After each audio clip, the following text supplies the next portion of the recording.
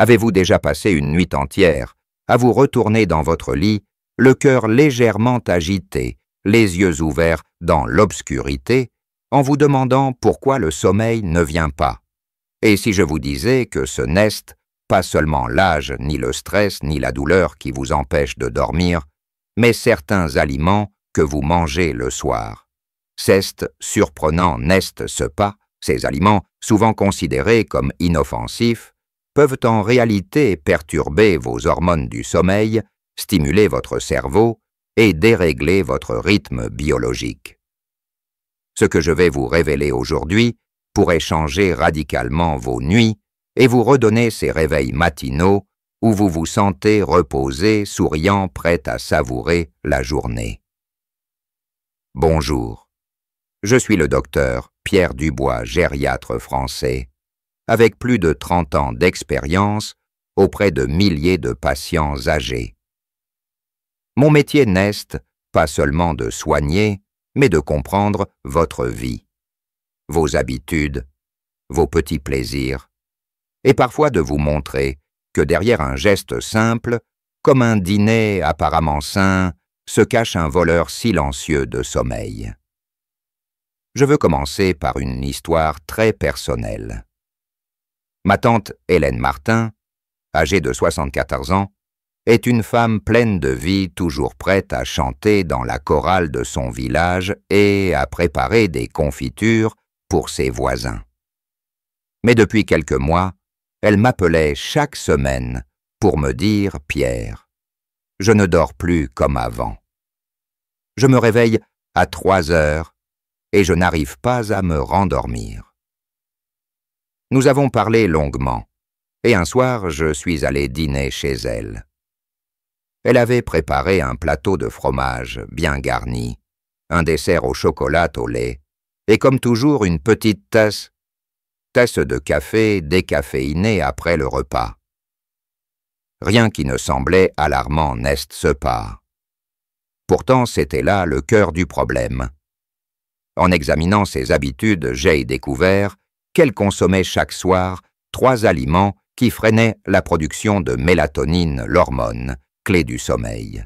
Je vais vous les révéler, vous expliquer pourquoi ils agissent ainsi, et surtout vous donner des alternatives délicieuses pour retrouver un sommeil profond.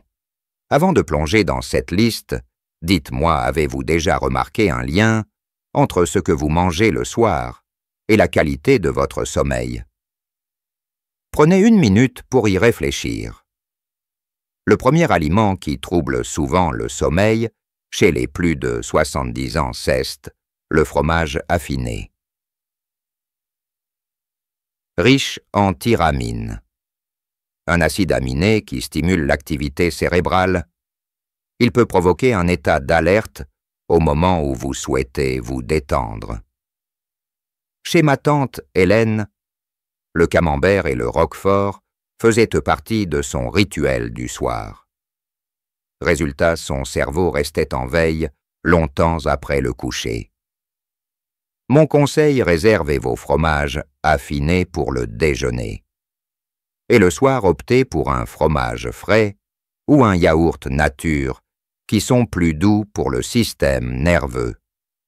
Et vous mangez-vous souvent du fromage le soir? Le deuxième aliment est le chocolat au lait ou blanc. Contrairement au chocolat noir riche en cacao, ces variétés contiennent plus de sucre et souvent de la caféine cachée qui stimule l'organisme. Hélène aimait terminer son repas avec 2 carrés de chocolat au lait, pensant que c'était un petit plaisir innocent. Pourtant, cela suffisait à retarder son endormissement. Je lui ai proposé une alternative.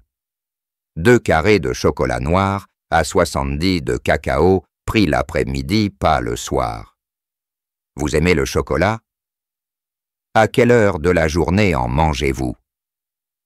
Le troisième coupable est le café décaféiné.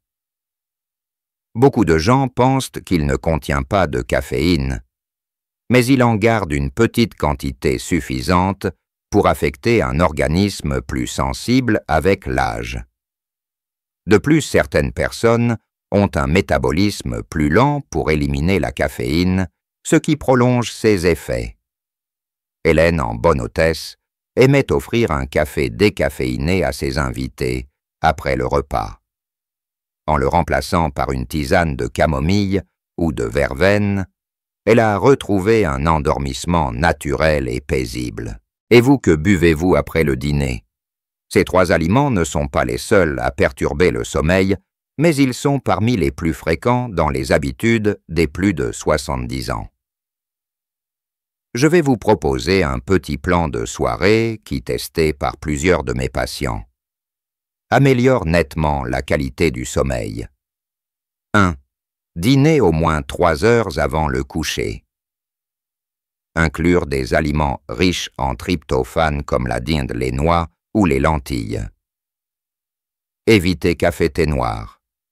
Chocolat sucré et fromage affiné après 17H4. Boire une tisane apaisante 30 minutes avant le coucher. Maintenir une routine de coucher régulière. Ma tante Hélène a suivi ce plan. 3 semaines plus tard, elle m'a appelé un matin en chantant « Pierre jaillit, dormi 7 heures d'affilée, et je n'ai même pas entendu la pluie. » Son visage radieux en disait long sur le changement. Et vous seriez-vous prête à essayer ce plan pendant une semaine? Un autre aliment que j'observe souvent dans les habitudes du soir de mes patients qu'est le pain blanc ou les pâtes raffinées consommées en grande quantité. Pourquoi? Parce qu'ils provoquent une montée rapide de sucre dans le sang, suivie d'une chute brutale qui peut réveiller le corps en pleine nuit. J'ai suivi le cas de M. André Lefebvre, 72 ans, ancien boulanger passionné qui ne pouvait pas imaginer finir son dîner sans une grande tranche de baguette bien blanche. Ses nuits étaient tachées avec des réveils à 2 ou 3 heures du matin, parfois accompagnés de sueurs légères. En remplaçant son pain blanc par du pain complet ou aux graines et en réduisant la portion de pâte. Le soir, il a vu une nette amélioration, moins de réveil et une sensation de repos le matin. Et vous mangez-vous du pain blanc ou des pâtes le soir? Seriez-vous prête à essayer la version complète pendant une semaine? Ensuite, parlons de l'alcool. Un verre de vin ou un digestif semble à première vue détendre et favoriser le sommeil. Mais en réalité, l'alcool perturbe les cycles du sommeil profond et augmente les micro-réveils. Ma cousine Jeanne, 71 ans, avait l'habitude de boire un petit verre de liqueur aux herbes chaque soir en regardant les informations. Elle s'endormait vite, mais se réveillait plusieurs fois dans la nuit avec une sensation de bouche sèche et de cœur qui bat vite. En remplaçant l'alcool par une tisane chaude à la mélisse, elle a retrouvé des nuits plus calmes et un réveil plus frais. Et vous prenez-vous de l'alcool le soir? Si oui, avez-vous remarqué son effet sur votre sommeil? Un autre aliment surprenant est la tomate crue consommée tard. Elle contient de l'acide et parfois de la caféine naturelle en très petite quantité, mais surtout elle peut provoquer des reflux acides pendant la nuit, gênant ainsi le repos. Monsieur Paul Girard, 70 ans, adorait sa salade de tomates à l'huile d'olive au dîner. Mais il se réveillait souvent avec une sensation de brûlure dans la gorge. En mangeant ses tomates au déjeuner, plutôt qu'au dîner, ses nuits sont devenues plus paisibles. Et vous avez-vous parfois des remontées acides la nuit? Un autre point important, certains desserts lactés sucrés comme les crèmes desserts industriels perturbent l'endormissement à cause du sucre ajouté et des arômes artificiels. Madame Colette Bernard, 75 ans, mangeait un flan vanille chaque soir pour se faire plaisir. Résultat, endormissement retardé et réveil fréquent. En remplaçant ce dessert par un yaourt nature, avec un peu de miel, elle a retrouvé un sommeil plus stable. Alors que prenez-vous comme dessert le soir? Voici maintenant un exemple de menu de dîner pour favoriser un bon sommeil que vous pouvez adapter selon vos goûts. Entrée, potage de légumes doux, courgettes, carottes, poireaux avec un filet d'huile d'olive. Plat principal, filet de dinde aux herbes, avec lentilles vertes et légumes vapeur. Dessert. Yaourt nature avec quelques noix. Boisson tisane de camomille ou verveine. 30 minutes avant le coucher.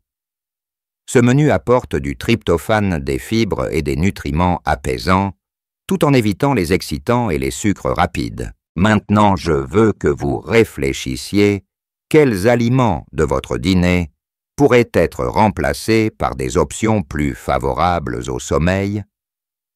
Êtes-vous prête à essayer un défi sommeil de 7 jours pour tester la différence? Passons aux 5 questions que l'on me pose souvent sur ce sujet. Première question. Dois-je supprimer complètement le café? Même le matin? Réponse. Non, vous pouvez garder un café le matin, mais évitez-le. Après 15H, deuxième question. Le chocolat noir le soir, est-il vraiment mauvais? Réponse. Si qu'est du chocolat à plus de 70 de cacao, et en petite quantité. Un carré, il est souvent bien toléré, mais préférez le prendre l'après-midi. Troisième question. Puisse-je boire un verre de vin rouge au dîner? Réponse. Occasionnellement, oui, mais sachez qu'il peut réduire le sommeil profond, donc réservez-le pour les déjeuners. Quatrième question. Quels fruits sont les meilleurs le soir? Réponse. Les fruits peu acides comme la banane. La poire ou la pomme cuite sont de bons choix.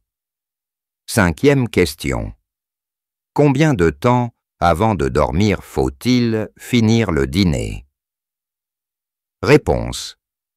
Idéalement, terminez le repas principal au moins 3 heures avant le coucher pour laisser le temps à la digestion. En résumé, comprendre l'impact de certains aliments sur votre sommeil est une clé précieuse pour retrouver des nuits paisibles. Chaque changement, même petit, compte.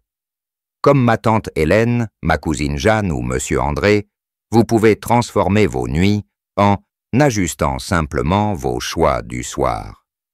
Imaginez-vous vous réveiller sans lourdeur, avec un esprit clair et un corps reposé, prêt à profiter pleinement de chaque journée.